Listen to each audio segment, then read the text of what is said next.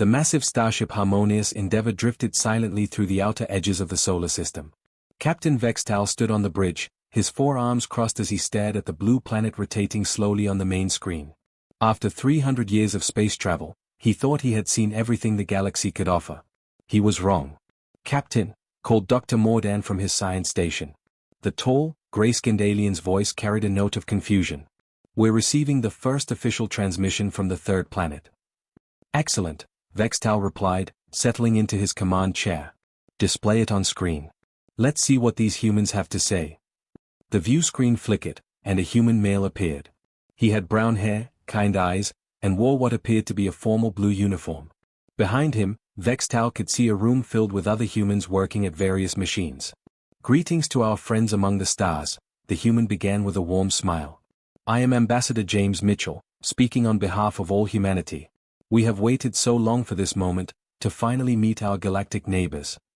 Captain Vextal nodded approvingly. Standard first contact protocol. Friendly, welcoming, exactly what he expected from a primitive species eager to join the greater galactic community. Then James continued speaking, and everything changed. "Before we invite you to visit our beautiful world, we must share some important safety information. Please review the attached documentation carefully. We have prepared what we believe are the most comprehensive safety guidelines in galactic history." Science Officer KYLN looked up from her station. "Safety guidelines, Captain? That's unusual." The transmission continued. "We want to be completely honest with you. Our planet may present some challenges for visitors. We have identified over 2,000 potential hazards that could affect alien biology. Our medical teams have prepared detailed treatment protocols, and we strongly recommend you bring your own medical supplies." Dr. Mordan's scanner beeped rapidly. "Captain, I'm detecting the data package now. The file size is enormous."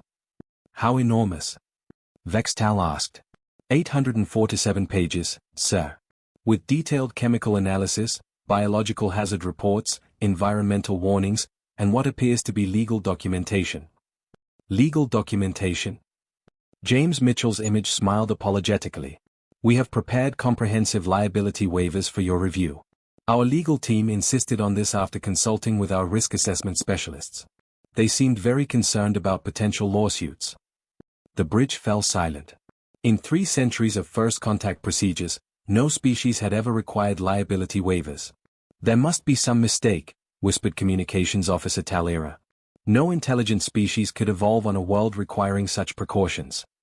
The human ambassador seemed to hear their thoughts. "We understand this may seem excessive. Our scientists assure us this is probably unnecessary, but our insurance companies disagreed. They reviewed our planetary conditions and immediately increased their rates by 4,000%. Captain Vextal felt a chill run down his spine. "Dr. Mordan, begin preliminary scans of the planet. Full spectrum analysis." "Already running, Captain." Dr. Mordan's voice grew steadily more worried as data filled his screens. "Sir, the atmospheric readings are concerning. I'm detecting trace amounts of over 200 compounds that register as toxic to most council species." 200. Vextal leaned forward. "That can't be correct. The oxygen concentration alone is dangerously high. Most of our crew would experience oxygen toxicity within hours. And the radiation levels." Dr. Mordan paused, rechecking his instruments. "Captain, their star bombards the planet with enough radiation to require constant biological repair mechanisms." On screen, James Mitchell continued his cheerful presentation. "We've selected what we consider our safest landing zone for your arrival. It's a beautiful area called Yellowstone National Park. Very peaceful, minimal wildlife, excellent scenery. Our risk assessment team rated it as relatively safe compared to other options." "Relatively safe." KYLN repeated faintly. "We did consider other locations," James explained. "But Australia was immediately ruled out by our safety committee. Too many venomous creatures, they said. Africa had similar issues with large predators. The ocean locations were rejected due to dangerous sea life. Even our cities were considered problematic due to air pollution and traffic accidents." Captain Vextal's hands gripped his chair arms. "What exactly makes this Yellowstone location safe?" James brightened. "Well, the volcanic activity has been dormant for thousands of years. The large predators are mostly manageable, just bears, mountain lions, wolves, that sort of thing. The geothermal features are clearly marked, so avoiding the boiling water should be simple enough. And the elevation is only moderate, so oxygen deprivation shouldn't be too severe. Dr. Morden's scanner alarm began wailing. Captain, their safe zone sits on top of a massive volcanic caldera. The ground temperature in some areas exceeds the boiling point of water. Oh yes, James added casually, do watch out for the bison. They're herbivores, so completely harmless, but they weigh about 1,000 kilograms each and occasionally charge at perceived threats. Nothing to worry about, really. The bridge crew stared at the screen in stunned silence. James concluded his message with the same warm smile. We're so excited to meet you all in person. We've prepared our best welcome celebration. Just remember to review those safety documents first. We're sorry in advance for any inconvenience. The transmission ended, leaving the bridge in absolute quiet. Finally, Captain Vextal spoke. Dr. Mordan, in your professional opinion, what are the chances of our crew surviving a surface visit to this planet?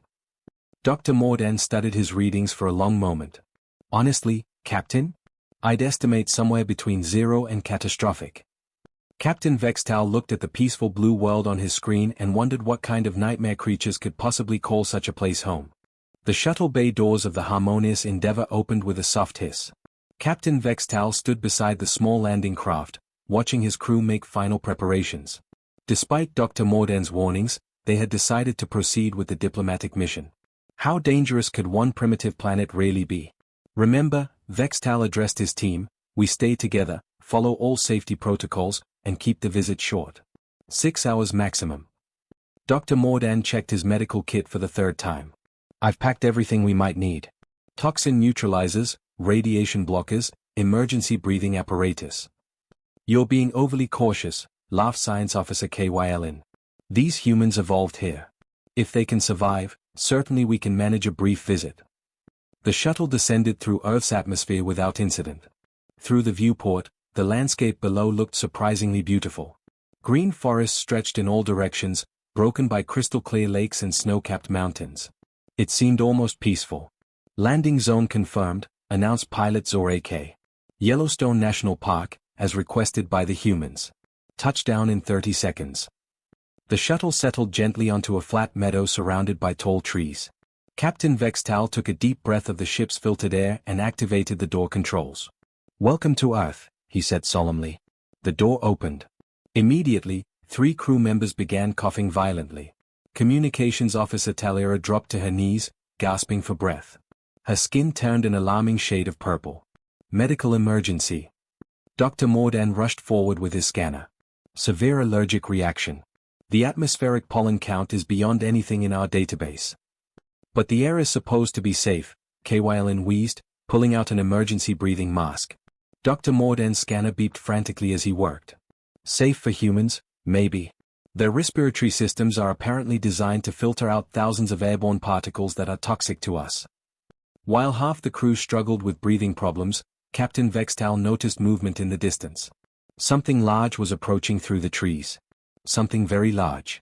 Everyone remain calm, he ordered, though his own voice shook slightly. The creature that emerged from the forest was massive. It stood nearly 2 meters tall at the shoulder, covered in thick brown fur, with 4 legs like tree trunks and a head the size of a shuttle cargo pod. Behind it came several more of the same species, moving peacefully through the meadow. Fascinating, whispered Dr. Mordan between medical treatments. Herbivorous mammals. Probably harmless. That's when they heard the human voice calling out cheerfully. Hello there. Welcome to Earth. A human male jogged toward them across the meadow, completely ignoring the massive creatures grazing nearby. He wore simple clothing and appeared to be breathing the toxic atmosphere without any protection whatsoever. Ambassador James Mitchell, the human introduced himself with a warm smile. So sorry about the buffalo. They're just curious about visitors. Completely harmless, of course. Captain Vextal stared at the enormous animals. Those are, buffalo? Oh yes, American bison actually. Beautiful animals. Each one weighs about 900 kilograms, but they're herbivores so nothing to worry about. At that moment, one of the buffaloes snorted loudly and pawed the ground with its massive hoof. The sound made several crew members jump backward. Magnificent creatures, James continued, apparently oblivious to the aliens' terror. They can run up to 60 kilometers per hour when they want to. Sometimes they charge at things, but it's usually just playful behavior. Dr. Morden's scanner immediately began analyzing the buffalo. Captain, he whispered urgently, a collision with one of those creatures would be fatal to any of our species. Don't worry about the bears either, James added helpfully. We haven't seen any grizzlies in this area for at least 2 hours. Bears? Captain Vextal's voice went up an octave. Just local wildlife. About 2 meters tall when they stand up, maybe 300 kilograms. Omnivores, so they eat both plants and meat. But they usually avoid humans unless they're protecting cubs or food sources. James casually brushed something off his shoulder as he spoke. A small creature with 8 legs landed on the ground and scurried away. Dr. Morden's scanner immediately locked onto it and began shrieking alarm sounds. Mr. Mitchell, Dr. Morden said carefully, that organism you just removed from your person, my scanner indicates it carries enough venom to kill half my crew. James looked down at the small spider crawling through the grass. What, him? Oh, that's just a common house spider. Completely harmless. Well, mostly harmless. The bite might hurt a little, but nothing serious. 2 more crew members required immediate medical attention as their systems reacted to various airborne substances. This is your safe zone. Captain Vextal asked weakly. One of our safest, James confirmed proudly. No active volcanic vents in the immediate area, minimal seismic activity, and the wildlife is quite manageable. The rangers cleared out most of the mountain lions and wolves before your arrival. Mountain lions and wolves? Predatory mammals. The mountain lions are about 90 kilograms, excellent climbers, very fast. The wolves hunt in packs. Both species occasionally attack humans, but it's really quite rare. Dr. Mordan was now treating his 5th patient when his scanner detected something new approaching through the forest. Captain, he announced grimly, I'm reading a large heat signature moving toward us. Approximately 200 kilograms, moving at significant speed.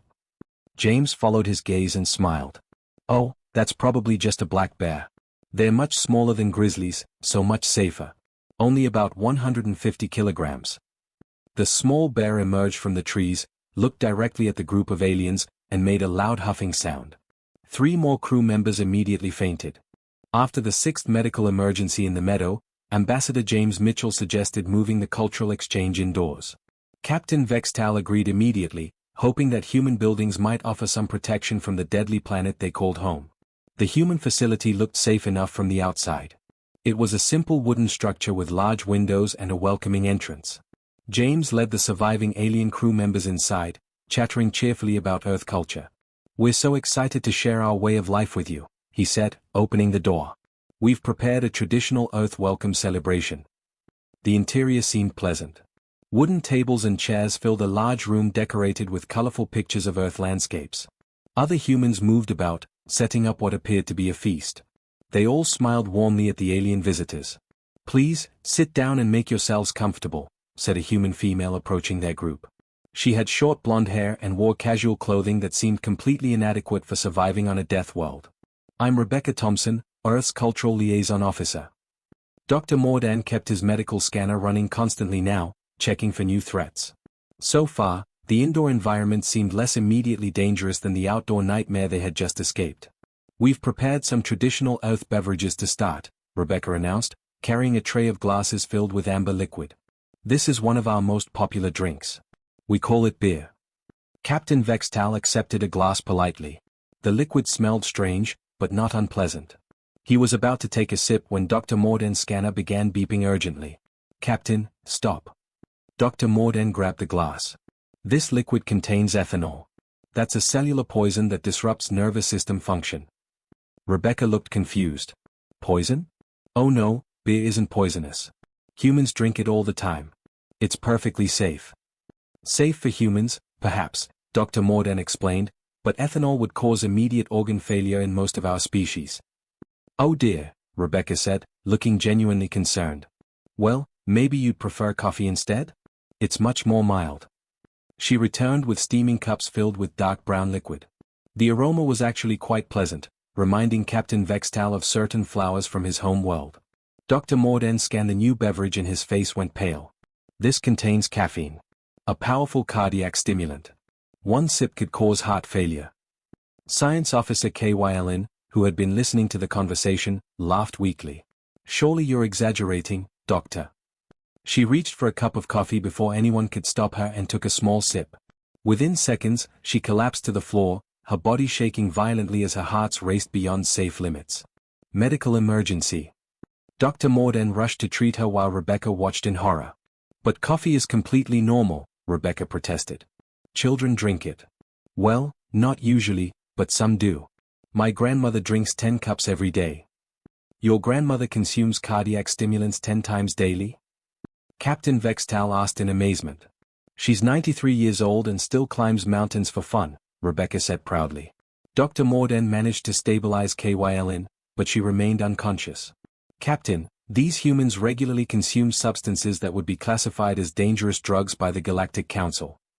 Maybe something to eat would be better, suggested another human, a tall male with red hair. I'm Tom Wilson, by the way. I just got back from my weekend mountain climbing trip. Mountain climbing? Captain Vextal repeated. Oh yes, great exercise. I scaled a vertical rock face about 300 meters high. No safety equipment, just my hands and feet. Very relaxing after a hard week at work. Dr. Morden stared at Tom in disbelief. You voluntarily climbed a 300-meter cliff without protection equipment, for relaxation. Sure. Though I have to admit, it wasn't very challenging. Next weekend I'm planning to try rock climbing during a thunderstorm. Much more exciting. Tom placed a tray of brown squares on the table. Try some chocolate. It's one of our favorite treats. Dr. Morden scanned the chocolate and immediately began preparing another medical kit. Theobramine. Another cardiac stimulant, plus several alkaloids that are toxic to most known species. What do you people eat that isn't poisonous? Captain Vextal demanded. Rebecca thought for a moment. Well, there's bread. Very simple, just wheat flour and water. The bread seemed safe until Dr. Morden detected traces of gluten proteins that would cause severe digestive problems for half their crew. The fruit contained acids that would burn their throats. Even the water required extensive filtration to remove what humans called minerals, but the medical scanner identified as trace heavy metals. How do you survive? Captain Vextal asked desperately.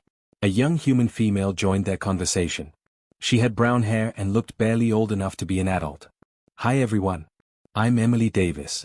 Sorry I'm late, I was finishing my marathon training run. Marathon? Dr. Morden inquired weakly. 42 kilometers of continuous running. I do it every weekend. Great way to stay healthy. Emily sat down and immediately began eating chocolate while drinking coffee. Though today was extra fun because I had to outrun a pack of wild dogs about halfway through. You were chased by predatory animals and consider this enjoyable? Captain Vextal asked. They weren't really chasing me, Emily laughed. I was just running through their territory. But it's good to be careful, you know? Dr. Morden checked his readings again. Earth's gravity was crushing his crew's bones slowly. The radiation levels were cooking their cells. The atmospheric pressure was causing internal damage. And the humans considered voluntary exhaustion followed by consuming multiple toxins to be a normal weekend activity. What do you do for relaxation when you're not poisoning yourselves or risking death? He asked faintly. Swimming in the ocean. Emily suggested brightly. Though you have to watch out for sharks, jellyfish, and riptides. Or there's hiking in the mountains. Just avoid the bears, mountain lions, venomous snakes, and poisonous plants. Communications Officer Talera, who had been listening silently, suddenly fainted onto the table. By the fourth day of their visit, Captain Vextal barely recognized his crew.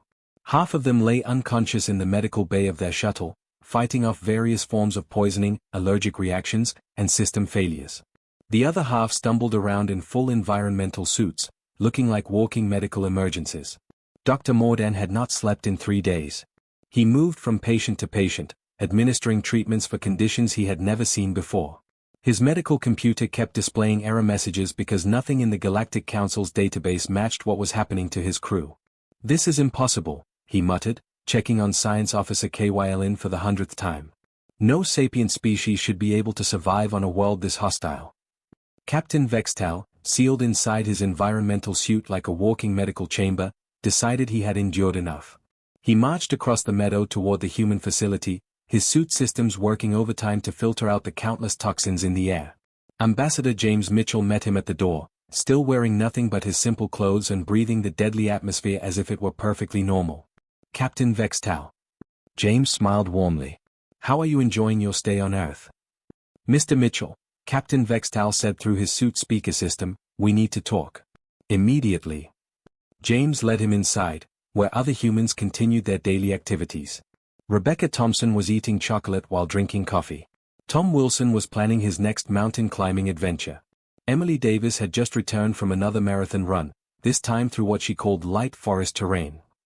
"Your planet is trying to kill us," Captain Vextal announced without any diplomatic pleasantries. James's face immediately showed genuine concern and confusion. "Kill you? But we've been so careful. We chose our safest location, provided all the safety documentation, and kept you away from the really dangerous areas." "Really dangerous areas?" Captain Vextal's voice cracked slightly. "Well, we considered taking you to see some of our famous locations," James explained helpfully. "The Grand Canyon is beautiful, but the rangers said the altitude and temperature changes might be problematic. Yellowstone's geysers are spectacular, but the sulfur gases could be toxic. And we definitely didn't want to risk a trip to Australia." Dr. Mordan, who had been listening through the communication system, spoke up from the shuttle. "Captain, I need to show you something. The computer has finished analyzing our medical data." Captain Vextal returned to the shuttle, where Dr. Mordan stood before a massive display screen filled with charts, graphs, and flashing warning symbols. "I've been comparing Earth's environmental conditions with the Galactic Council's planetary classification system," Dr. Mordan explained. "Captain, according to every measurement we have, this world registers as a Class 12 death world." "Class 12? Captain Vextal stared at the display. "That's the highest possible hazard rating." "The highest rating we've ever needed," Dr. Mordan corrected. "The scale only goes to Class X. I had to create 2 new categories just to properly classify this nightmare." The display showed environmental readings that seemed impossible. Atmospheric oxygen levels that would cause combustion in most species. Radiation from the local star that would cook unprotected organic matter. Gravity strong enough to crush the bones of most council species. Atmospheric pressure that would cause internal bleeding. "Look at this," Dr. Mordan continued, pointing to another chart. "The biodiversity index shows over 8 million distinct species on this single planet. Most of them produce toxins, venom, or other defensive mechanisms that would be lethal to council species." Captain Vextal studied the data in growing amazement. "And humans evolved here?" "Not just evolved," Dr. Mordan said grimly. "They thrived. Captain, these humans didn't develop on a normal world that happens to be dangerous. They evolved on a death world so hostile that it forged them into the galaxy's ultimate survival machines." The revelation hit Captain Vextal like a meteor impact. Everything suddenly made sense. The casual way humans handled deadly creatures. Their consumption of toxic substances. Their recreational activities that would kill trained military personnel from other species. Every invitation they've given us, he realized slowly, every friendly gesture, every harmless activity, has been an accidental attempt at killing us, Dr. Mordan finished. "They're not trying to harm us, Captain. By their standards, they're showing us paradise." Captain Vextal called Ambassador James Mitchell on the communication system. "Mr. Mitchell, I need to ask you something very important. What do you consider truly dangerous on your world?" James appeared on screen, thinking carefully. "Well, you'd want to avoid active volcanic regions. The deep ocean trenches are problematic because of the pressure and the giant squid. The polar regions can be deadly due to extreme cold. Most of the tropical rainforests have too many venomous species to count. The deserts will kill you from heat and dehydration. Mountain ranges above 4,000 meters altitude cause oxygen problems." He paused, counting on his fingers. "Oh, and urban areas have air pollution and traffic accidents. Rural areas have large predators and dangerous weather. The coastal regions have hurricanes and tsunamis. Really, most of the planet requires some level of caution." "Most of the planet?" Captain Vextal repeated faintly. "About 90%, I'd estimate. But humans live everywhere anyway. We're very adaptable." Dr. Mordan's scanner detected movement outside the shuttle. Through the viewport, they watched a small human child, no more than 8 years old, walk calmly past one of the massive buffalo. The child reached down and picked up a snake with her bare hands, examined it briefly, then released it and continued walking. "Captain," Dr. Mordan whispered, "their children routinely engage in activities that would kill trained council special forces." Captain Vextal stared at the human child, who was now climbing a tree that his scanner identified as being over 20 meters tall. "What have we discovered?" he asked quietly. "The galaxy's apex predators," Dr. Mordan replied. "And they think they're being friendly." The harmonious Endeavour maintained a safe orbit high above Earth's surface. Captain Vextal stood in the ship's medical bay, looking at the rows of beds filled with his crew members. Of the original 30 aliens who had attempted to visit humanity's homeworld, only 12 remained conscious. The rest were fighting for their lives against conditions that humans considered normal. Dr. Mordan moved between the patients, his medical equipment beeping constantly. Dark circles surrounded his eyes from 5 days without sleep. "We'll lose 3 more by tomorrow," he reported quietly. "Their systems simply cannot process the toxins they absorbed." "From breathing air," Captain Vextal said in amazement. "They're dying from breathing the same air that human children play in." Through the medical bay's viewport, Earth appeared as a beautiful blue marble dotted with white clouds. It looked peaceful from this distance. The appearance was completely deceiving. "Captain," Communications Officer Talera called weakly from her medical bed. She was one of the lucky ones who might actually recover. "We're receiving a transmission from the surface." Ambassador James Mitchell's face appeared on the medical bay screen. He looked genuinely worried and apologetic. "Captain Vextal, we've been monitoring your ship's position. We understand you've moved to a higher orbit. We're truly sorry the visit didn't go as planned." "Mr. Mitchell," Captain Vextal replied through the communication system, "you have nothing to apologize for. The problem was never with your hospitality." "But so many of your crew became ill," James protested. "We tried so hard to make everything safe. We chose our most peaceful location, prepared all the safety documentation, and kept you away from the dangerous areas." Dr. Mordan looked up from his patients. "Captain, we need to file our report with the Galactic Council. They need to know what we've discovered."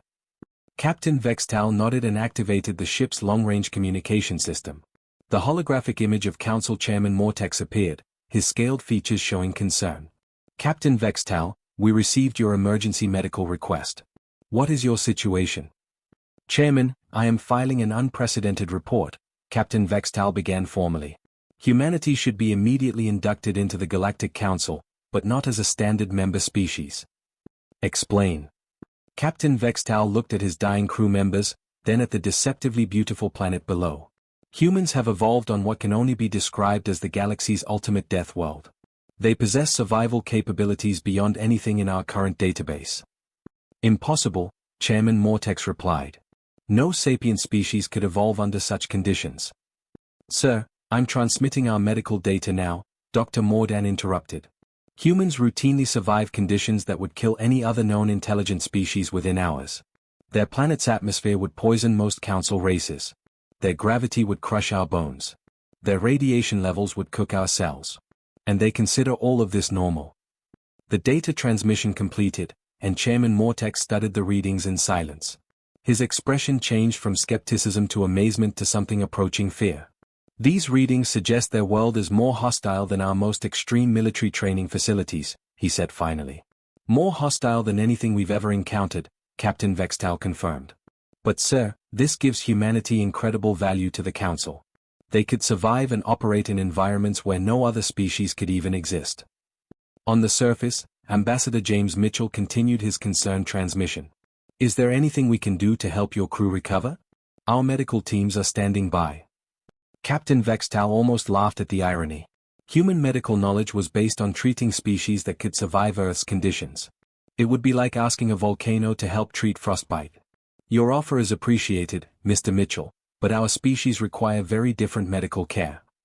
James nodded understandingly. "We completely respect that. Perhaps when you're ready, we could arrange future meetings in space. We understand that our planet might be a bit challenging for visitors." "A bit challenging." Captain Vextal marveled at the understatement. Humans lived their entire lives in conditions that would be classified as extreme torture for most species. Chairman Mortex's voice drew his attention back to the Council communication. "Captain, what are you recommending?" "Sir, I recommend that humanity be offered immediate membership in the Council as emergency response and extreme environment specialists.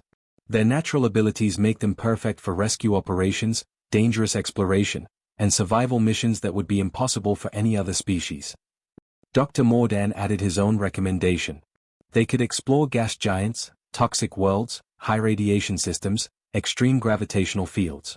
Environments where we couldn't even send robotic probes. Chairman Mortex considered this for several minutes. This is highly irregular, but given your medical evidence, I agree. We'll extend the invitation immediately. Captain Vextal switched back to the surface communication. Mr. Mitchell, the Galactic Council would like to offer humanity full membership, with a special role as our extreme environment response team. James's face lit up with excitement. That sounds wonderful. Though I should mention, our teams are already discussing some exciting possibilities for future meetings. We were thinking you might enjoy visiting during winter when most of the dangerous wildlife hibernates. Every conscious crew member in the medical bay simultaneously turned pale. Or perhaps, James continued enthusiastically, we could arrange a tour of Sydney. I know some great spots along the harbour. Beautiful views, and the sharks are usually not too active this time of year. Dr. Mordan immediately began preparing additional medical supplies. We'll discuss the details later, Captain Vextal said quickly, cutting off the transmission. He turned to look at Earth one more time through the viewport. Somewhere down there, humans were going about their daily lives, completely unaware that they were the galaxy's most terrifying apex predators. They probably considered today a perfectly ordinary day. The thought was absolutely horrifying. Captain Vextal made a final note in his official log: species designation, human. Classification, friendly. Habitat requirements, extreme death world conditions. Recommendation, approach with maximum caution and full environmental protection. Bring extra medical staff. Many extra medical staff. He paused, then added, do not, under any circumstances, accept invitations to visit Australia,